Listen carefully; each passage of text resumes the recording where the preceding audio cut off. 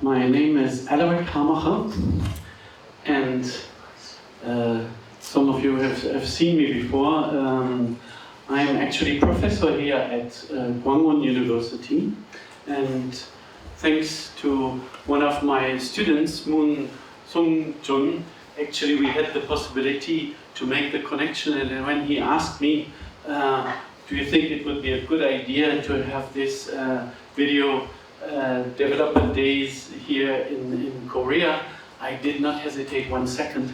I said we absolutely need it here. So on behalf of my university, on everybody here, I would like to give you a very, very warm welcome to all of you, and it is for me personally a very, very big honor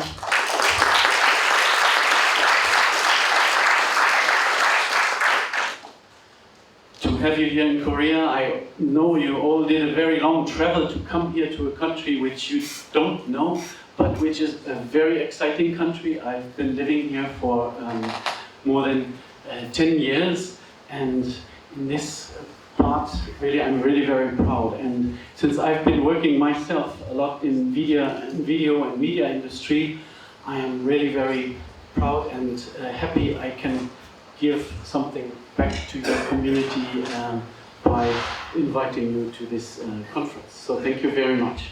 My topic today, I will make it not too long, is 3D and multiview. And I will not go into the deep details, but my background being film and media production, I would like to maybe direct some of your interest also to the hologram that I have put outside at the entrance of this room to show you that this idea maybe about multiple viewpoints is not only theoretical, but that we have very, very beautiful applications for this. And if you're interested, I'm also happy to take a group of you to visit our hologram lab a little bit later if you want. So briefly to myself, I'm a cinematographer. I make movies, and I'm specialized in stereoscopic 3D. And besides teaching at this university, I teach GIMP and other open source tools, and I hope I will do next whole class or full semester about FFMPEG. This is one of my dreams. I am also a curator of a very big festival in Busan, where we show every year stereoscopic 3D movies. And this is why my ambition is also to help and to promote this technology all I can, because I want to have the next generation of filmmakers also develop. So if we talk about 3D movies, I like to show this chart here that is already 10 years ago, but it shows that actually people were expecting in 2014 that there would be 25% of 3D televisions in the world. This is of course not the case, because HD changed to 4K and other things happened as well. So I don't want to make any hype on this topic, but we do have a couple of very interesting niche markets where 3D and multiview is living a sort of revival in our time. And constantly the DCPs, so what we are showing in the cinema, and this is a distribution way to show beautiful pieces of art on the large screen. And we have a new generation of head-mounted display, which is actually implementing, after so many years, we waited for it, the MVHEVC, like the Apple Vision Pro, but others devices as well. So I'm very excited to use this as a new way to share stereoscopic movies. And I discovered recently that also the mobile devices are able to show stereoscopic 3D using the YouTube Player app. So what was before only possible to do on the desktop browser version, allows now everybody also to see stereoscopic 3D movies with the YouTube player. And there's also a new generation of game monitors starting, where game engines in real time also can create content. So these are possibilities to target the production of movies, but behind this, of course, we need to make them.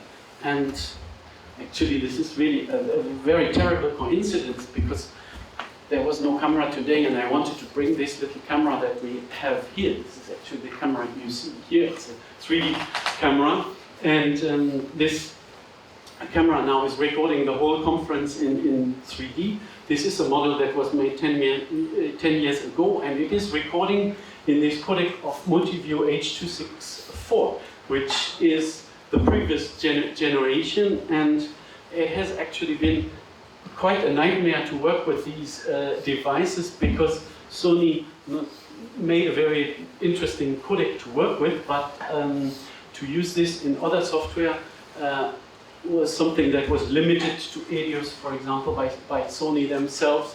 So you could not easily change to the software you want. So this is when FFmpeg comes in, and maybe after the little piece of software Peter Wimmer programmed to split the streams and to create a raw video file, FFmpeg is used, and I use it regularly to edit these movies, to bring it to DaVinci Resolve. So this is a workflow thanks to FFmpeg that makes it possible actually after this to edit this movie. And if we look at this, it is very easy to record, and what I'm saying here is applying also to HMV EDC, to the next version, has a small file size and is easy to distribute.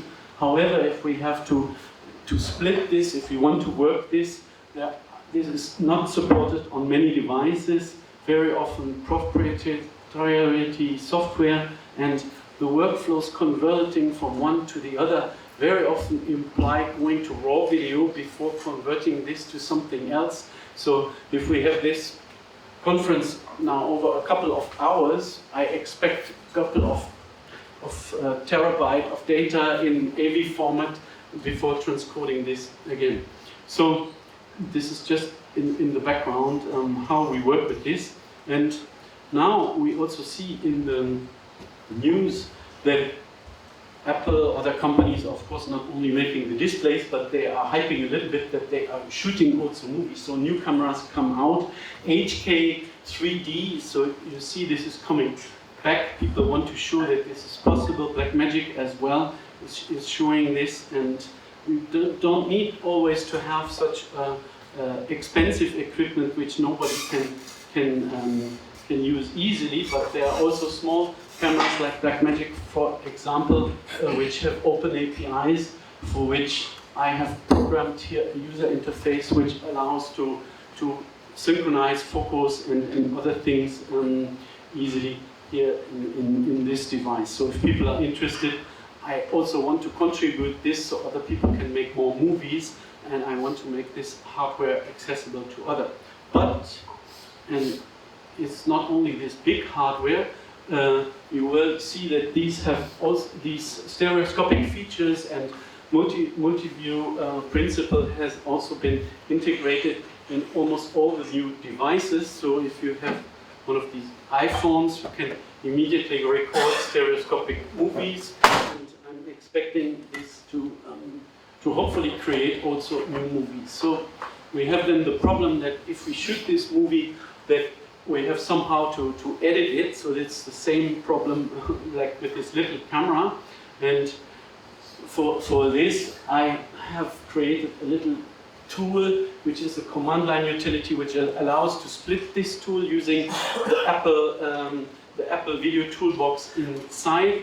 There are also other people who are working on this, so it's a little bit a separate project. There's a project called Spatial, which allows to transcode and split the elements. So in the end, we also use FFmpeg again to create editable masters for ProRes when we want to go in DaVinci Resolve. So problem is we want to avoid the raw video in order to slim down the process. So this is one part of splitting, and we will see later it's also interesting to put the files again together for distribution. And since I'm a professor, I also like to actually record my classes and make the knowledge about 3D available to others. So I made a setup in OBS, for example, to create a stereoscopic live blog where I have two 4K cameras, and I have a sort of composition here where the screen is showing the elements, and you will see in the background there are different layers composited in this canvas. So this is an 8K image, so in large, and different scenes are put together to always match the images stereoscopically. So this works actually better than I expected. However, inside the software, it is also very important that right image and left image are actually synchronized. And as I can synchronize the camera, I don't know to how much I can control what is inside OBS, for example, and the image processing.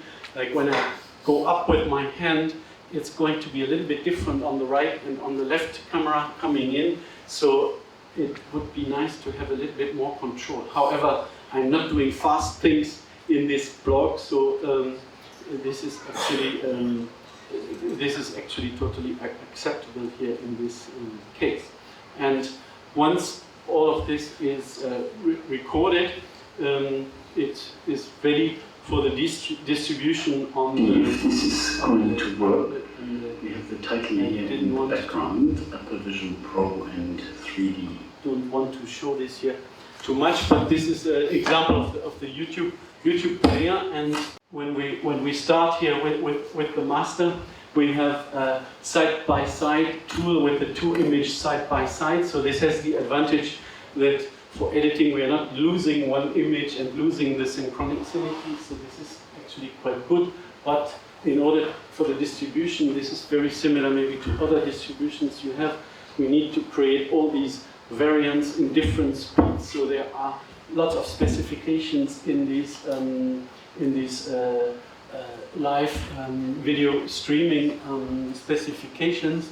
So FFMPEG is the tool to create all these, to create a 2D version, to create a 3D version, to create in different bit rates at the index, and to encode this as well to H.264, as well to HEVC, as well to Multiview HEVC. So thanks to this tool, this becomes something very feasible. And Apple has also created a couple of command line tools which help to segment the files, to create variants as playlists, and also to validate. So this combination of these tools is actually what I'm using. I would like to use more of what is already in FFmpeg, but to help to test the conformity, this is actually maybe something that can be quite useful. So at the end,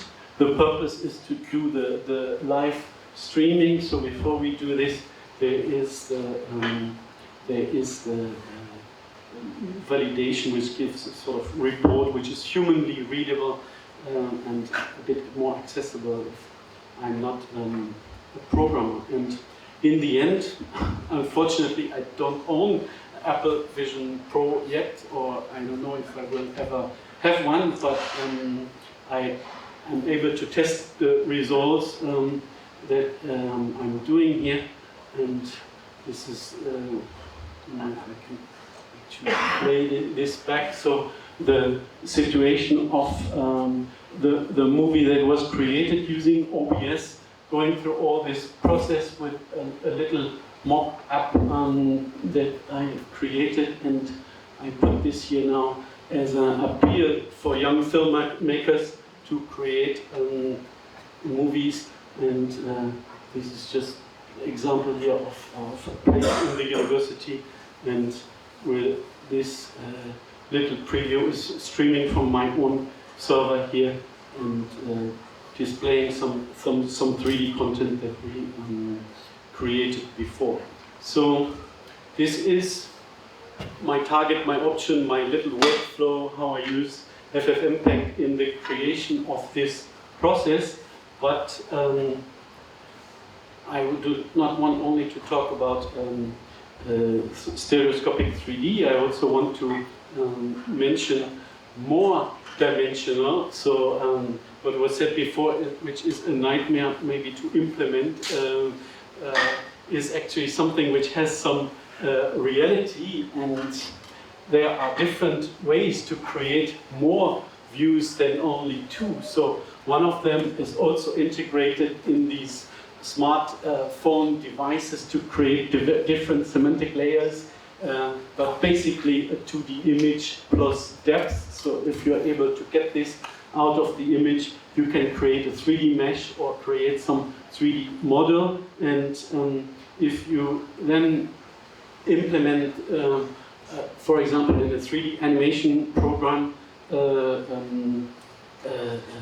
an animation, you are able to record here, for example, in 120 degrees, multiple points of view. And what you see outside as a hologram is actually created in Blender using 768 point of view. It's a special technique, and this is something very special we do here at this university. So for everyone who is interested in holography, would like to know more about this, we can talk a little bit later, and I can take you 20 minutes to our lab on the other side of the street if you would like to see this. It's very difficult to describe, but we are talking about multiple types of views, and here we are facing a different market beyond stereoscopy. One of the pioneers of stereoscopy is a French company, Alaric Hamacher, from Pierre Alliot, who is producing monitors with 8 point of views. They are really very exciting and good. There is a new device that just came out. It's here, this looking glass. You will find this with 100 views, and price of this is about $250. So if you really want to have a little gadget, this is affordable. And of course here the Chimera hologram, this principle with 768 views. This is not moving, but some of these are moving. So there are different types of how to bring the images on these displays, and Stereoscopy in the past did have a player for uncompressed, so you had to pre-calculate everything to go to the pixels. This looking glass is working with KILT format multi-view, so this is not really so elegant, but at least frame compatible with devices that are here. And the Chimera hologram also has totally uncompressed views, so this is not easy actually to implement. So there are many possibilities for multi-view coding, for multi-view codecs, and I think if we could use them, if they were available, this would definitely help this industry and the people who are working with these multiple image to create quite amazing content, and maybe also a special content where people are maybe willing to pay more or to create some other business. So this is not going to replace the normal 2D distribution, but I think on top of it, it can be interesting. So I would like to close this little presentation with some outlooks and things that are happening and problems that also need to be solved. And I'm very impressed when I see other companies are thinking the same thoughts that we are also thinking. But of course, if you create content in stereoscopic 3D, later you will then have the problem that where do you put the subtitles? Are they going to mix with the image? So you need some authoring tools. I've also created some plugins for DaVinci Resolve to do this, but it would of course be nice to analyze the image and to let the computer or the display automatically position the subtitles. Like this is what Apple is proposing in the player automatically, to add a disparity stream to these informations. There are other forms of volumetric videos also coming, which are going to include 3D data, and light field image will also have a certain review together with holography. So I think this is quite important, and not to forget also that we have to archive these multi-view images somehow. So a codec which would allow to reduce the size and to keep the digital original of the holograms would be very great. So eventually, as a conclusion, I think it is a trend on the market that we will have higher and higher resolution displays, and beyond a certain point, an application is needed for these higher displays, and one of them can be multi-view and 3D. So this is probably that this is going to happen, and I believe personally that FFmpeg is going to be a very important tool for everybody who wants to create content, because we will have to experiment and also try different workflows, and it would be really a very big progress for us if there would be easier pipes between the little tools, not to be able to go every time to the raw video process. And finally, if some people are thinking and working on synchronization, this is terribly important in applications, and these can maybe just be my little thoughts and backgrounds to your hard work, for which I thank you from the bottom of my heart. And I want to repeat, without your work, I think I would have never been able to make movies. And I thank you all very much for your work, and thank you for coming here, and thank you for listening to my presentation.